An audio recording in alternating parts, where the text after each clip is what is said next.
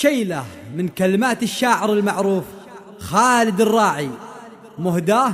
إلى أبو بندر أحمد القادري، أداء الشاعر أبو حنظلة السوداني. شله يا ابو حنظلة بالصوت شله، واطرب الجمهور بالصوت الحماسي، بمدح اللي كاسبين الطيب كله، احمد بن القادري وشوش راسي، أحمد بن القادري وشوش راسي،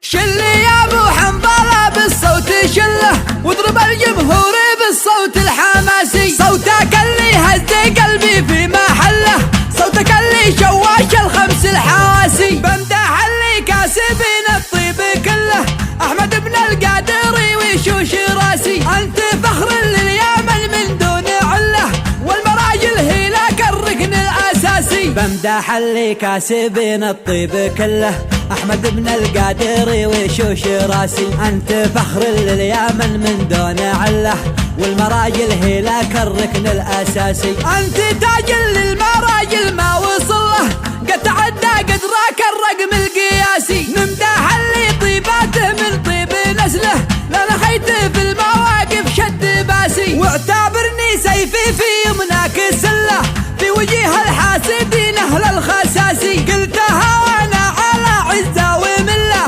خالد اللي في شموخه راسي قاسي، واعتبرني سيفي في يمناك سله، في وجيه الحاسدين اهل الخساسي، قلتها وانا على عزه ومله، خالد اللي في شموخه راسي قاسي، ما نغير طبعنا ولا نخله، لو جهلنا صاحب الحكم السياسي، واليمن معروف واضح من سجله، درسوها فخر في النهج الدراسي، شعبنا شامخ ولا حد بايذله، واليماني في شموخه كالراسي، واليمن معروف واضح من سجله، درسوها فخر في النهج الدراسي، شعبنا شامخ ولا حد بايذله، واليماني في شموخه